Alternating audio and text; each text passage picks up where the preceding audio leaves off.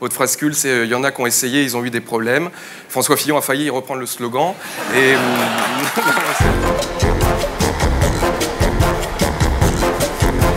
maintenant, voici Tom Villa, mon CVD.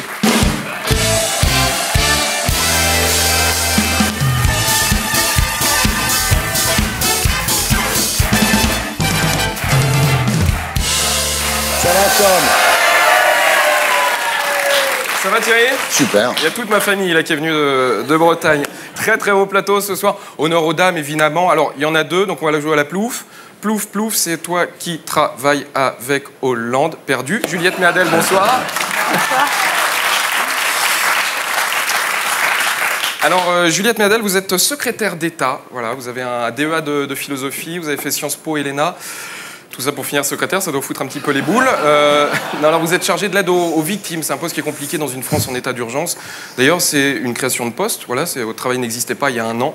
On va pas se mentir, c'est le seul poste qui a été créé grâce à Daesh. Hein, non, mais c'est vrai. C'est votre premier poste au gouvernement d'ailleurs, et on vous a foutu à l'aide aux victimes. Ça, c'est pas très sympa. J'ai l'impression que Juliette Méadel, c'est la jeune instite qui sort de l'école des profs et qu'on fout en ZEP dans le 9-3. Non,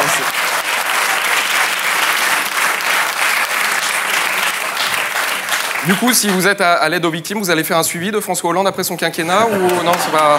Non, c'est pas... Non, en tout cas, soyez la bienvenue dans Salut les Terriens. Très bon choix. C'est vrai, quand on bosse à l'aide aux victimes, il faut bien choisir ses émissions. Salut les Terriens, oui. Le plus grand cabaret du monde, moins. On va pas se mentir. Hein. Ça, c'est...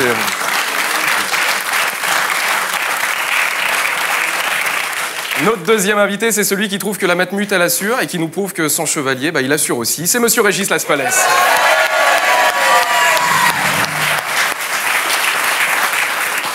Régis Laspalès qui a ce talent très rare, des gens qui peuvent te faire marrer sans avoir rien dit. Il y a Chantal là-dessous, Ouais. il y a François Hollande aussi. Ouais. Et non, on vous a connu en duo avec Philippe Chevalier, voilà, des sketchs mythiques, le train pour peau, le week-end chez des amis. Votre frascule, c'est il y en a qui ont essayé, ils ont eu des problèmes. François Fillon a failli reprendre le slogan. Et c'est vrai.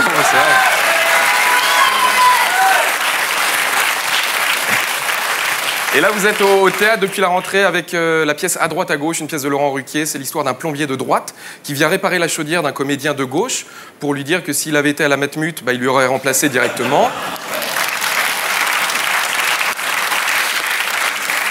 Notre troisième invité, c'est le seul animateur de France qui est sponsorisé par Oncle Benz et par Imodium, c'est Denis Brogniart.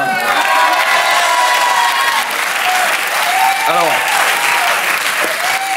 on va évidemment parler de Koh-Lanta, hein, mais d'abord vous êtes un homme engagé, Denis, vous avez apporté votre soutien à la Fondation Architectes de l'Urgence. C'est une organisation qui se consacre à la restauration des intérieurs massacrés par Valérie Damido. C'est une très belle association. Non, C'est l'aide aux victimes. Alors, évidemment, Koh-Lanta, c'est pas évident de faire des blagues parce que voilà, Denis il vient chaque année pour présenter son émission. Ça fait 15 ans que, grosso modo, c'est la même émission. C'est des candidats qui vivent en maillot de bain et qui essaient de pêcher des poissons avec une tongue. Voilà, grosso modo. Et vous avez dit Koh-Lanta, c'était tourné cette année dans un lieu totalement inédit où il était très difficile de survivre. C'était bien Limoges alors ou pas?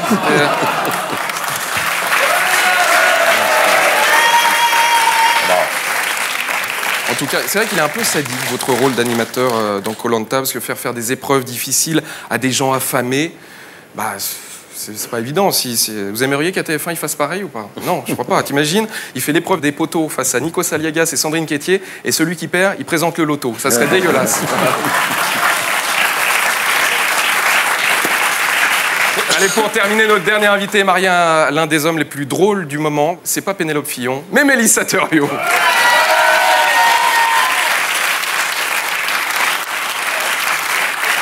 Comment va Monsieur Theriot, d'ailleurs? Il va bien? Je crois, ouais. Ça doit être chiant, parce qu'on n'arrête pas, du coup, de parler de Jamel. Ça doit être chiant pour Mélissa. Et en même temps, c'est là où tu es content d'avoir choisi le bon mari. Ouais. Parce que, quitte à ce qu'on te parle toujours de lui, on a une grosse pensée pour Anne Sinclair. C'est vrai que c'est pas... c'est pas... Mélissa Theriot, donc vous venez pour votre nouvelle émission, ça s'appelle Candidat au tableau, ça sera sur C8 très prochainement. C'est une émission politique où ce sont les enfants qui vont poser des questions aux politiciens. Non, pour poser des questions, il y aura une quinzaine d'enfants de 8 à 12 ans. Petite déception, il n'y aura pas Marine Le Pen. Côté rassurant, il n'y aura pas Frédéric Mitterrand. 4 candidats.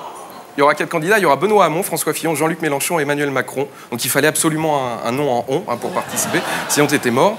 Et alors pour les téléspectateurs, un petit tuyau pour ne pas confondre Macron avec un enfant. Macron, c'est celui qui aura une cravate. Voilà, ça c'est le... Même pas. Même pas. Il n'a pas de cravate. Thierry, bonne émission, bon courage. Voilà, c'était Tom Villa, mon CDD.